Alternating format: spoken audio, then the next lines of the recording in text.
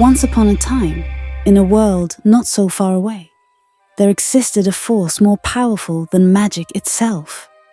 A force that shaped kingdoms, inspired heroes, and built legacies, corporate culture. Like every great Disney tale, companies have their guiding light. Some thrive on trust and teamwork, like Woody and Buzz. Others rise with courage, like Mulan. And some lose their way, like a certain lion scheming for the throne. But fear not, for today we embark on an adventure to uncover the secrets of corporate culture, where leadership, values, and purpose shape the destiny of every great company. What is corporate culture? Corporate culture refers to the shared values, beliefs, and behaviors within a company. While individuals are responsible for their decisions, these decisions are influenced by the company's culture. This chapter explores how corporate culture is developed, managed, and how it shapes decision-making. It also highlights the role of business leaders in fostering and maintaining a culture that supports ethical behavior. Culture refers to the shared beliefs, values, and expectations within a company that shape the way people think and behave. It acts as a guide for how employees interact and make decisions within the organization. Even with decentralized organizations, corporate culture still plays a key role in guiding how companies operate. This holds true not just in small local businesses, but also in large global corporations. Just like national cultures, businesses have their own set of unspoken rules and expectations. If you join a company where the culture doesn't align with your values, it can create conflicts. Corporate culture is also constantly changing, but shifting it takes time, like moving an iceberg. Strong leaders can influence and shape the culture, ensuring it evolves in a positive direction. But if left ignored, the culture may drift away on its own. While culture shapes the people who are members of the organization, it is also shaped by the people who make up that organization. This figure illustrates the relationship between corporate culture and the people within the organization.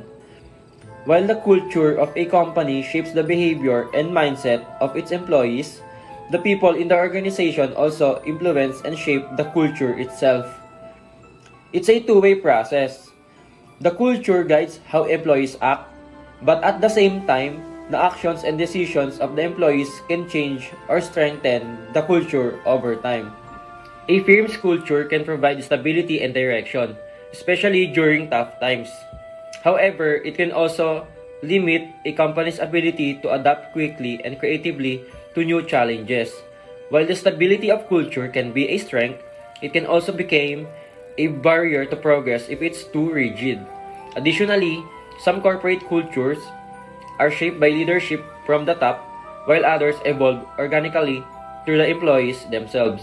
Defining a company's culture is challenging because it's shaped by each employee's perception. This perception can influence the culture in a circular way, meaning they both affect and are affected by the environment.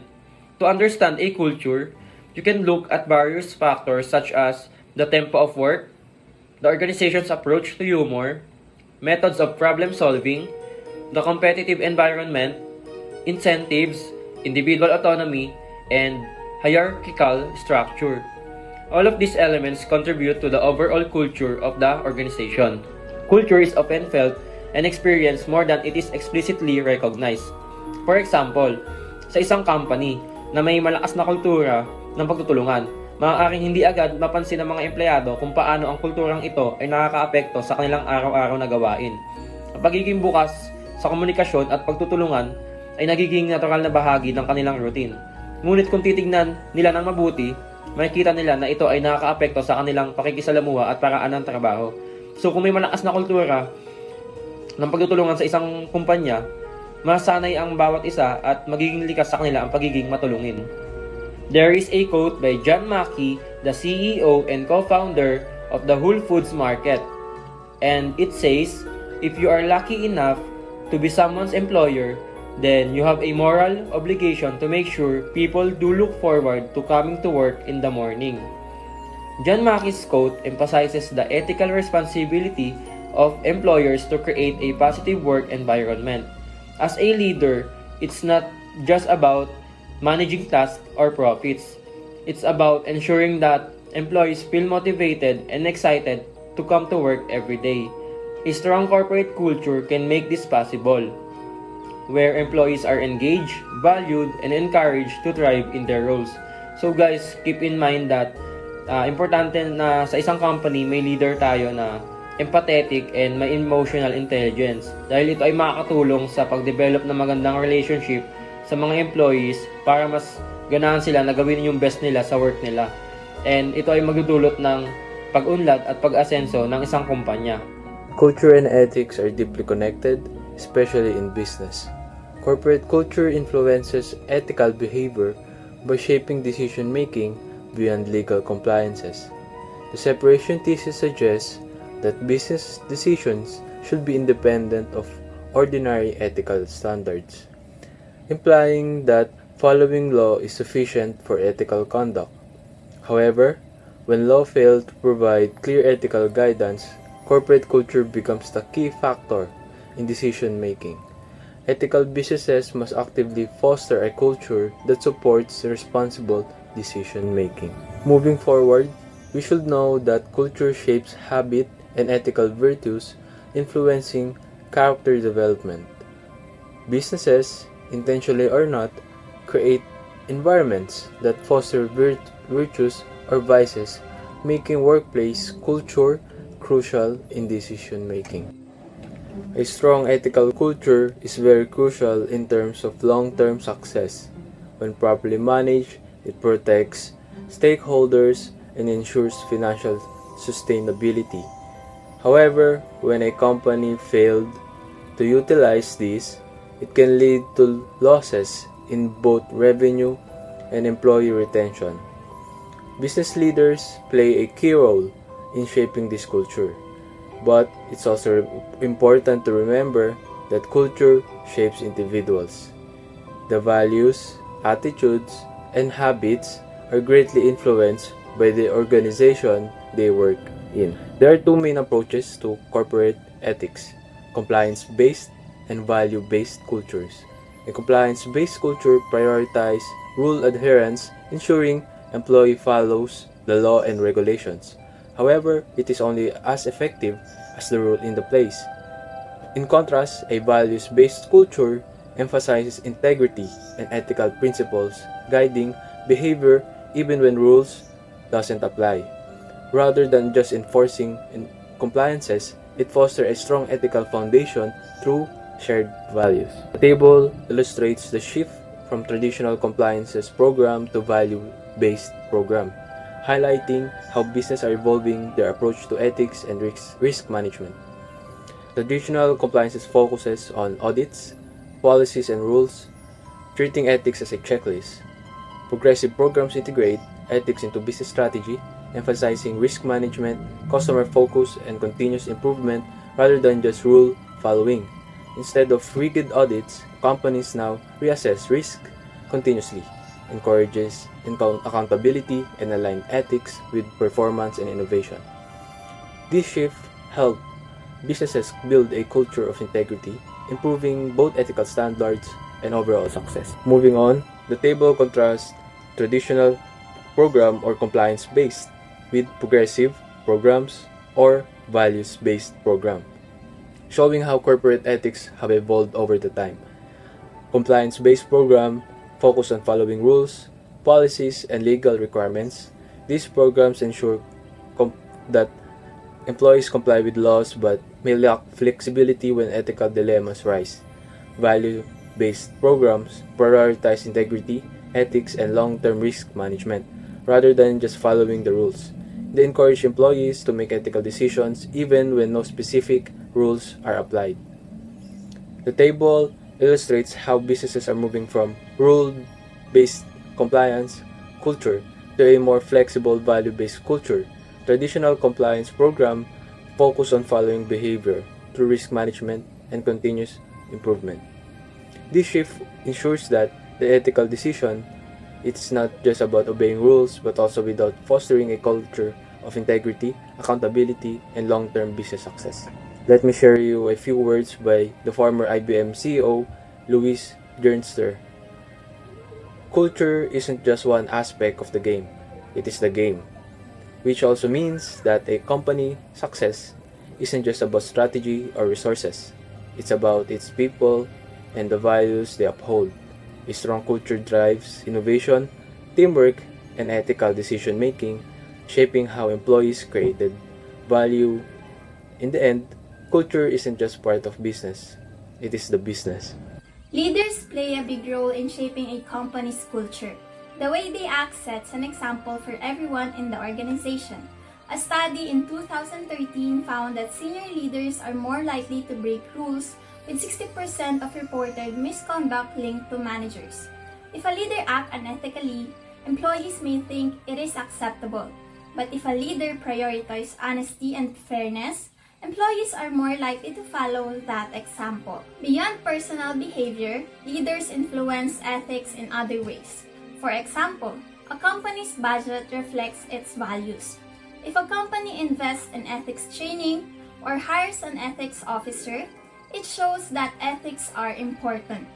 Leaders should also be approachable and actively demonstrate ethical behavior. If employees don't see ethical actions from their leaders, they may not take ethics seriously. While ethical leadership is important, not all leaders who achieve success do so ethically. This brings us to the distinction between effective leadership and ethical effective leadership. Not all leaders are ethical. The difference lies in how they motivate others. Some leaders push their teams to meet their goals no matter what, even if it means cutting corners. Ethical leaders, however, use fair and honest methods. For example, they encourage teamwork and empower employees to solve their problems instead of using fear or pressure. Ethical leadership is not just about how leaders act, but also about the goals they pursue. Let's take a closer look at what ethical leaders aim to achieve. Ethical leadership is about both how a leader leads and what they aim to achieve. A business needs to be productive and profitable, but ethical leaders also consider social responsibilities. For example, instead of just focusing on making money, they may also support fair wages, sustainability, and community programs. To make ethical leadership a reality, companies need a strong foundation. This is where building a value-based corporate culture becomes essential. A company's culture is built through leadership, clear values, and regular monitoring. Having a code of conduct helps guide decision-making and improves the company's reputation. Before creating a code, a company should define its mission. A strong mission statement provides direction and helps prevent unethical decisions. Now, once a company has established its values, it must develop a mission and a code of conduct to guide employees in making ethical decisions. To build an ethical culture, a company must ask, what do we stand for and why do we exist? Creating a clear vision and guiding principles set expectations for employees. Ethical culture can only be achieved if leaders truly believe in it. In addition to company rules, industries also have codes of conduct that businesses must follow. Ethics Code Guidelines. According to the Ethics Resource Center, an effective ethics code should clearly define its objectives, what it is trying to achieve, gather input from all levels of the organization, ensuring everyone's voice is heard, stay up to date with the laws and regulation relevant to the industry, be written in simple and clear language, avoiding legal jargon and vague statements, address real-life scenarios to make it relatable and practical, provide resources for further guidance. Most importantly, it should be user-friendly. If employees don't use it, it fails its purpose. Cultural integration. Cultural integration is crucial for embedding ethical behavior within an organization. Communication is a key. It should be reflected in the company's language, habits, and decision-making. Organizations should incorporate ethical decision-making into performance evaluation, promoting a culture integrity. Whistleblowing and reporting mechanism. Whistleblowing involves reporting organization misconduct either internally or externally. Internal reporting mechanisms are preferred as they protect confidentiality and the rights of the accused. Successful systems provide anonymity and foster a culture where ethical concern can be raised without fear of retaliation. Assessing corporate culture. Monitoring and ongoing ethics audit help detect vulnerabilities and assess whether ethical values are effectively communicated. It evaluates if programs are aligned with organizational growth and if ethical behavior is being appropriately rewarded. Continuous communication of values is crucial to maintaining an ethical corporate culture. The United States Sentencing Commission, or USSC, is an independent agency in the U.S. judiciary responsible for regulating sentencing policies in federal courts. To ensure both individual and organizational accountability, the Federal Sentencing Guidelines for Organizations, or FSGO, were established, setting mandatory standards for ethical and legal conduct within corporate environment. Key components of the USSC guidelines. Number 1. Federal Sentencing Guidelines for Organizations, or FSGO, offense levels defines 43 offense levels based on the severity of misconduct. Legal and ethical standards encourages corporations to uphold legal and ethical standards. Categorization. Organizations are classified based on past and current misconduct. Number 2, 2004 updates. Ethics and compliance programs. Promoting ethical conduct, organizations must foster an ethical corporate culture. Risk assessment. Companies must evaluate and address ethics and compliance risks. Regular assessment of compliance programs is required. Number 3, compliance and due diligence requirements. Due diligence mandate, organizations must prevent and detect criminal conduct. Leadership's role in compliance culture. Commitment from leadership, high-level management sets ethical standards, effective communication, policies and procedures must be clearly conveyed. Ongoing monitoring, regular assessment ensures compliance is maintained.